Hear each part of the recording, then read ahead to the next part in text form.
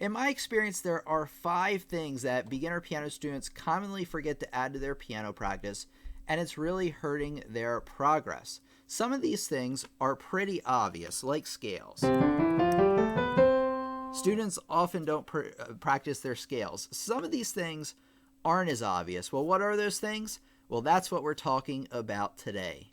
The first item, which I mentioned quickly in the intro, are scales. And I can't really tell you how important scales are, and they're the most commonly forgot about thing on the entire list. As we move forward, you'll find that they become less obvious. But this one, even though it's at the beginning of the list, is very important.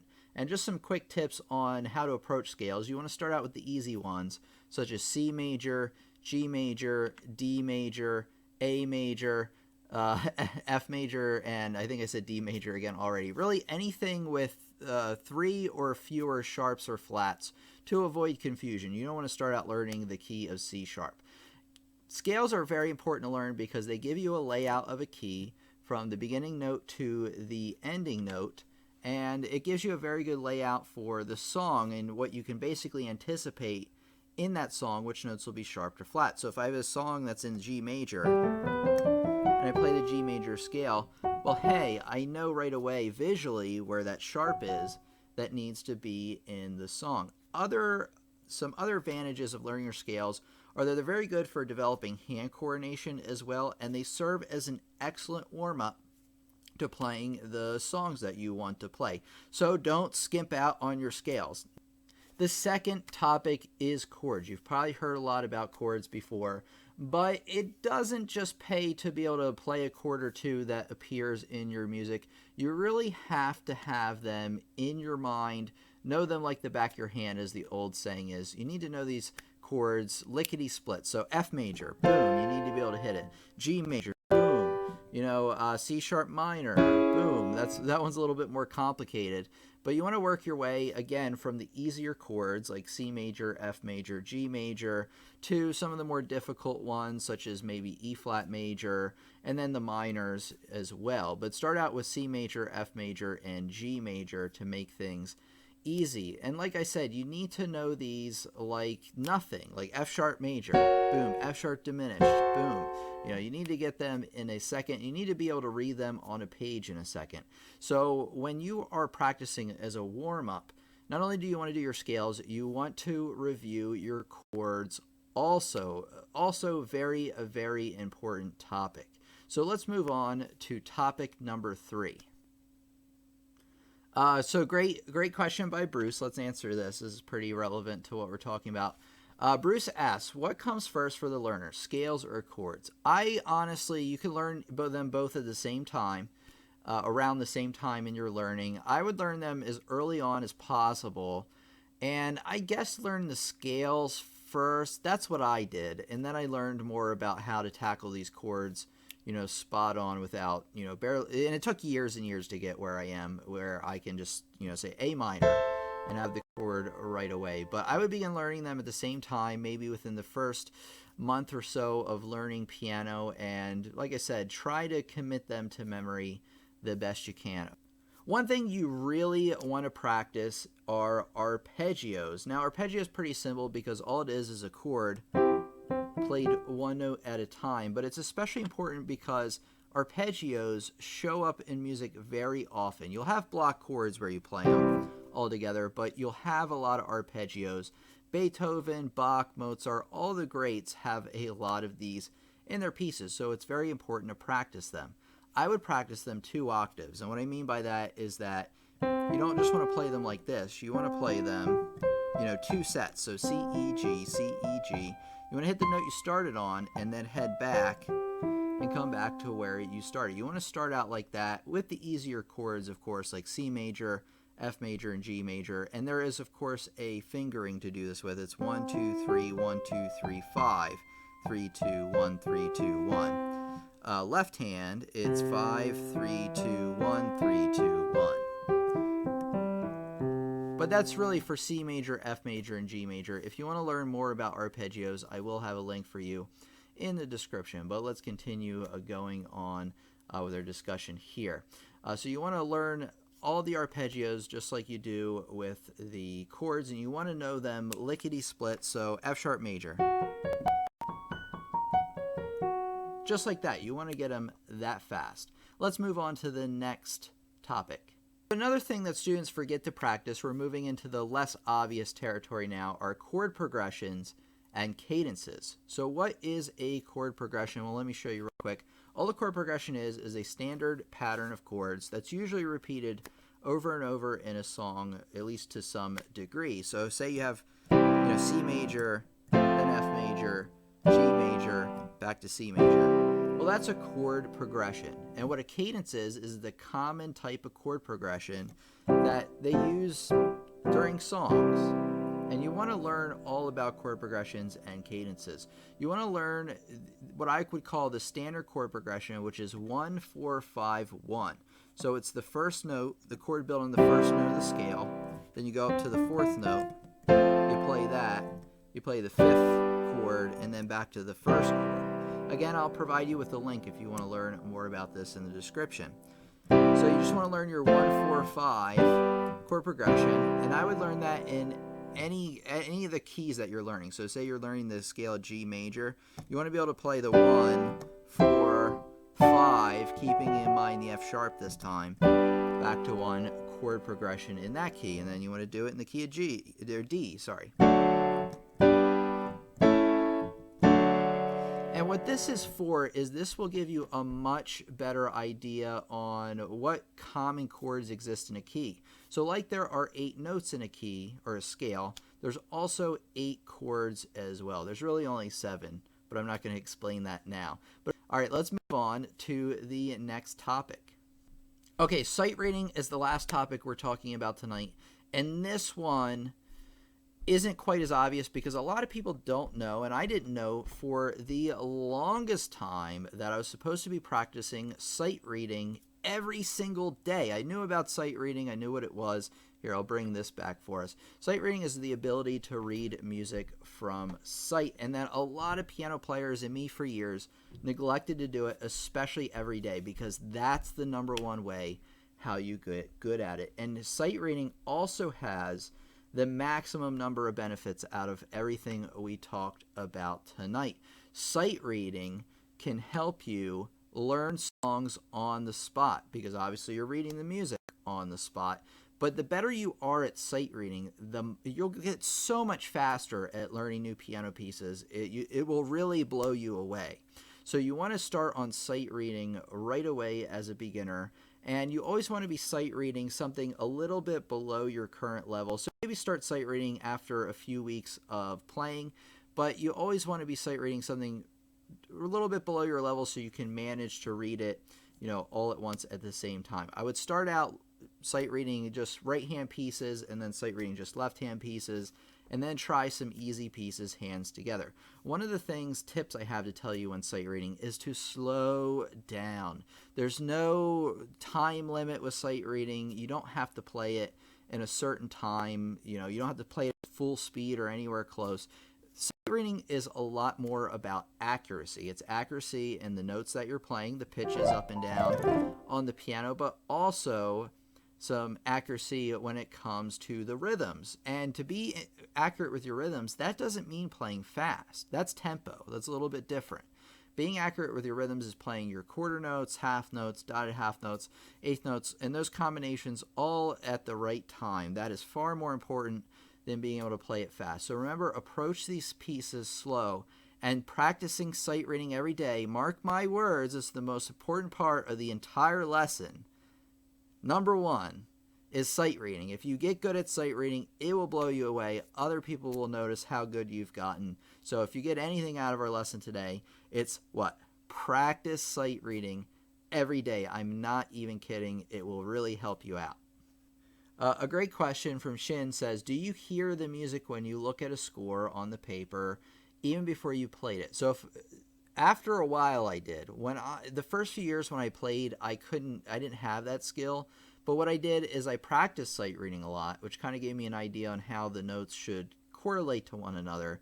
I could figure out the rhythms and some of the pitches like that. But ear training was something this is more of an intermediate skill for sure. That's why it's not on the list tonight. ear training is really what got me there, and being able to kind of look at a piece of music and say, oh, that's Beethoven's Fifth Symphony, and I can spot it just like that, and for the most part understand what it's supposed to sound like. I won't know what every little voice and every little note in the song is going to sound like together, but I can basically tell, like, okay, this is this piece, or this is this other piece, or this piece is going to be very loud and maybe it's bright and happy, major or minor. So I know enough about music theory and ear training to where I can kind of know what something will sound like before I play it. Okay, I did not answer Gregory's question, so let me go back. Gregory says, I want to play gospel songs in Baptist church. Where can I go to get chords to the songs I would want to play, please and thank you? So if you want to play gospel songs in a Baptist church, you want to actually get the church hymnal from your church, or really any church. At least I'm pretty sure hymnals are fairly standard. They have a lot of the same songs, usually no matter what type of Christianity it is. They all have the same types of songs. These are very good for sight reading, by the way, because it's like chord versus chord, and then you have some notes going on below. So if you want to figure out the chords and everything, grab a church hymnal. And a lot of times these songs they sing in church all have a very standard chord progression to them, and you want to look that up as well. I'm not, I know it's like a 1-4-5-1 kind of thing, but I want to look up more about that than what I can tell you right now. So that's what I would do. Get a church hymnal, the book with all the songs in it, and practice through a few of them. And then I think even by practicing a few of them in different keys, they'll give you kind of an idea on how the songs are laid out. Because like I said, a lot of them in terms of their chord structure are very similar. So that's what I recommend for that. Okay, let's take a look here. Okay, Tim, what about Sight Reading Factory? SightReadingFactory.com, I believe, is okay. I actually have an account there, and it's all right. It's not bad. It does give you something regular to sight read every day. Let me show you what I recommend in terms of sight reading. So if you type in sight reading piano, see what happens. And then if you type into Google, one of the first websites that will appear is belmont.edu/music. And then there are actually a lot of sight reading examples broken down by level. So you have easy examples, you have 3 levels of intermediate, and then 3 levels of advanced. This will keep you busy sight reading for quite a long time. But if you're in the intermediate or advanced sight reader, grab a church hymnal like I had just mentioned, and that will help you out quite a great deal with that as well. But that's what I recommend for a free resource there. In terms of Sight Reading Factory, it does cost a little bit of money. And if you're looking just for being able to sight read every day and getting examples to sight read every day, that's not a bad way to go. Okay, let's take a look at what we got going on here. Okay, great question coming up here. Should you avoid looking at piano keys when practicing, like with touch typing on the computer? Over time, you should. I've talked with Rich about this quite a lot. So if you're a beginner, you're just learning the layout of the piano, you're not going to be able to avoid looking at the piano. In fact, you should for the first few weeks. But as time goes on, try to become more looking at the music. You should be looking, as a professional or intermediate player, you should be looking at the music, I would say 90 to 95% of the time, and looking at your songs, maybe 5 to 10% of the time. That's how the math works out. So that's what I recommend. You might even want to be looking at the sheet music 99% of the time. So, but every once in a while, even as an advanced player, you're going to have to glance down. If you have something really far away from where you were just a second ago, and to be able to hit that and come back, you're going to have to look to see where that is. I mean, sure, you might be able to hit it without looking, but it becomes difficult the further apart they are. So you will have to glance down. But yeah, you want to be 99% in the music, as that's an ideal. Okay, Rich Bryan's question. Why are church hymnals good to use? I may have missed that part. Church hymnals are good to use because they're written in a specific way where it's a lot of chords. It's chord, chord, chord, chord. And then there are also some subtle movements in with the right hand in terms of the melody. It's great because it gets you playing chords and inversions using voice leading. We haven't talked a whole lot about that proper voice leading, but when you practice through church hymnals, it gives you a good idea, at least in terms of muscle memory, if you don't have the music theory background to analyze them, but at least the muscle memory on how the chords are supposed to move between one another. It's basically the same advantage that cadences have. That's one of the reasons you want to do it, except they add a little bit of melody in there. So it's a great thing if you're trying to learn your first few Bach pieces, like Bach preludes. Try learning some church hymnals first. I think that will really help you out. Okay, never mind. When learning to sight read, it says Agus Sinister. Shin says, when learning to sight read, should try writing the notes on paper too, or is that not necessary to memorize? I wouldn't be writing the notes on paper unless you're just starting out.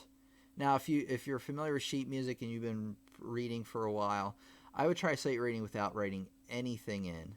Although you may want to play it twice because you do want to check for mistakes and things like that. So maybe play it if you're a beginner and then write them in and then play it again. You can do that. That's fine. But when you're sight reading through something the first time, do not write in the notes. I don't recommend that. If you're not quite there yet to where you can't do that, you probably should hold off on sight reading for a little while. Okay, everybody. So we're going to continue on. This is the main part of the lesson is over. I have a few more slides here I want to tell you. One thing I want to tell you before we move on for people in the live stream. If you learned something from our lesson today and you want to leave me a tip or you want to give back to make these live streams better and stronger than ever, leave me a super chat. Of course you don't have to, but any amount is appreciated. I just wanted to throw that out there for anybody who might be interested. You don't have to leave a super chat, but it really does help keep things moving along. Okay, let's take a look here. Keith says, what's the best tip to go from sight reading from 1 to 2 hands? Great question. I would spend time sight reading hands separate for a few weeks to a couple of months. And then once you feel like it's basically depending on you. Once you feel like you can handle it hands separate, then try it hands together. What you may want to do is look for two-handed pieces already. You don't have to go out and search for right-handed pieces or left-handed pieces because, hey, you could take a two-handed piece and just sight read the right hand, sight read the left hand, and then sight read them together. So that's what I recommend, actually, what you start with. Find an easy song to play like Happy Birthday or something that you've never played before but still pretty easy to get. Sight read the right hand, sight read the left hand, and then sight read them together. Okay, how long does it take to get the feel of the keys without looking? It takes years. It takes quite a while. It depends on who you are, but it's not something that's going to happen in the first few weeks or the first few months for most people. Okay. Do you have an exercise you recommend for reaching octaves? I have small hands and problems reaching them. That's why I avoid songs that have them. Yeah, I have a couple of tips. So if you struggle to reach an octave, you need to break the octave. Or what you need to do, in your case, what you had been doing, is just avoid the octave. Play usually the higher notes rather than the octaves together. Just play the top notes. But if there's ever an interval you can't reach, like me, I can't reach a tenth. So what I'm going to do is I'm going to press down the pedal, and I'm going to play them so fast that they kind of ring out at the same time. I mean, you can still hear the attack of both notes. But you see how I did it so fast that it almost sounded like I was pressing them at the same time. And using the pedal, that helps blend the sound together. So that's what you need to do. Play the first one and then the second one. And then, of course, you're going to have to let go of the first note, when you play the second note. So I recommend you just play from C to C,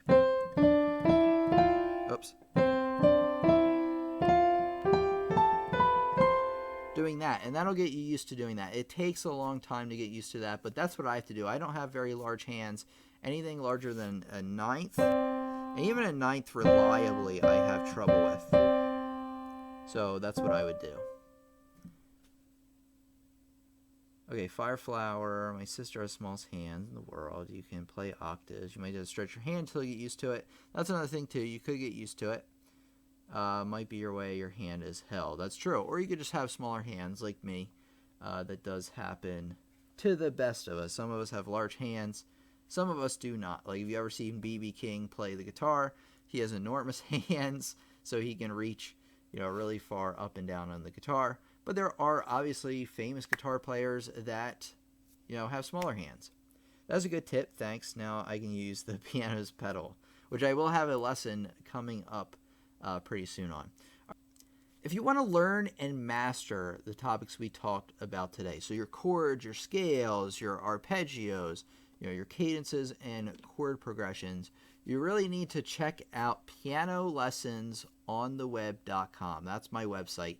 And if you like the videos you see over here on YouTube, you're really going to like the videos I have over there. So I have 25 courses that I've made over there that have instructional videos like the ones you see on the YouTube channel, except they contain a lot more. They contain printable sheet music examples, real songs to play, assignments that I've made, quizzes and activities to enhance your learning. So these are complete courses. They have videos along with these other things to really take you to the next level.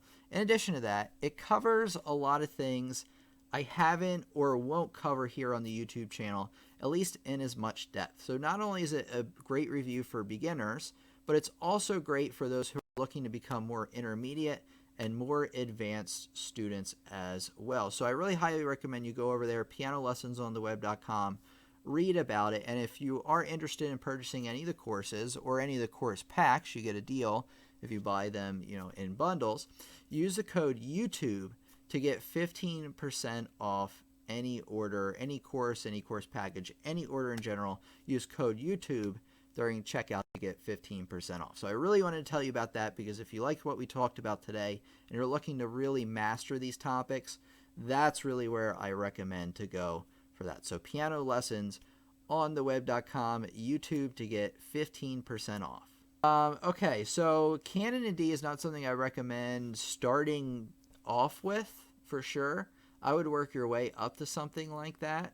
But if you can learn canon in D and you were able to play it successfully while reading the sheet music, I would look for another song that's around the same level and see if you can learn like that. Some of us who are especially gifted can progress in piano a little bit quicker, and sometimes and I've run across students like this, where they actually do better with more difficult pieces, but there are some problems you can still run into with that. Like you might not learn some of the really basic things you need to learn. So what I recommend is still working your way up to canon in D, and get a lesson book, or you can get the courses on my website, follow the YouTube videos, and learn your way up to there. Even if you go through it really, really fast. And that's because, like I said, you don't want to miss out on any of the little pieces of information that could become really, really useful, later on. So you don't want to skip out on that, but you can try to learn some more difficult piano pieces. If you were able to learn canon in D, fairly easily, maybe you want to try out for release or something like that. If you find out you can't handle it, then you definitely need to dial things back a little bit from there. Okay, is it good to continue this way? It depends. Like I said, kind of take a balanced approach. Continue learning songs that maybe are a little bit more difficult, but also go back and look at the more basic things as well. I learned to play Moonlight Sonata, and I'm not even close to being at that level. So yeah, you can learn something technically above your level. It will take you a long time. And I saw Rich's recording of Moonlight Sonata, which was pretty good, actually. Saw it a few weeks ago, I believe. So yeah, you can learn something more difficult, but you definitely still want to be working your way up to where you are. Okay, any other questions about what we talked about tonight? We had a great discussion again tonight. So happy everybody could come out and learn with us. Leave a thumbs up if you thought it was a great lesson. If you want to give a super chat, feel feel free to do that. Always very much appreciated. But I really just want to thank everybody, every student for coming out today. It's really awesome doing these live streams, coming together. So much better than when I used to just put out a video once a week. And I didn't get any, besides the comments, I didn't really get any discussion to go along with it. So not only are you learning, but I'm also learning to become a better teacher as well. So it's really, really awesome. Okay, let's take a look here. Oddly, I guess, but I found Twinkle Twinkle amusing because it felt its educational value, and from another instructional source, Chopsticks provides learning. Okay. When I felt its educational value. Okay. Oddly, I guess, but when I found Twinkle Twinkle amusing, when I felt, oh, okay, you found it amusing when you felt its educational value, and from another instructional source. Okay, Chopsticks. I thought Maple Leaf Rag was too difficult until I slowed it down, giving a 16th note one beat. Yeah, that's a great way to go. So if you, there was a lesson I had on this about how to tackle tough piano pieces a few weeks ago. Take a look out for that, where I went into that method in a little bit more detail. Fuddy Duddy says, thanks, Tim. We really do like these sessions. It feels like family here. Thank you very much, Fuddy Duddy. Back at you. It really does. I really feel like I know you all to, some extent. I don't know you on the most personal level, like you don't know me on the most personal level. You don't really know somebody until you live with them, I always say. But I do feel like I know you as friends and correspondents, and that we all kind of come together to learn as a piano club, as Barbara said.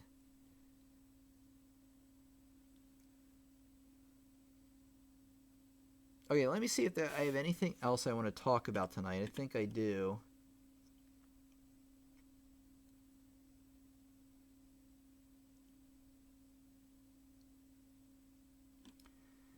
Okay, Abigail says, thank you, Tim, for what you sent in the email. You're very welcome. Very good information and helpful. And I'm so glad that we have the recordings, too, especially when we cannot be here. So very awesome. Glad to hear it. Okay, let's bring us back to this really quick. I have a community question. So you leave it in the, in the chat or the comments. What is something that you think all piano players should know that probably isn't the most common thing? Something that you found out either on your own or from another teacher, and that you're like, wow, ever since I figured this out, I really started to figure out piano a lot better. Share it with us in the comments, even if it's something little. Like I said, when we all come together and share our ideas together, we all learn that much more. So feel free to leave a comment. Okay, like I said earlier, if you want to learn more here on YouTube about the things we talked about today, I really highly recommend you check out this playlist. The link's going to be in the description, and I'm going to have pop-ups and the whole deal. Anywhere you can find it, you'll see it there. To continue your learning, it's a playlist I curated around this lesson designed to help you further learn these topics such as, chords, arpeggios, chord progressions, and all the things we talked about today. So this has been Tim from Lessons on the Web. Thank you so much for coming out, and I'll check you at the next lesson. Thank you so much.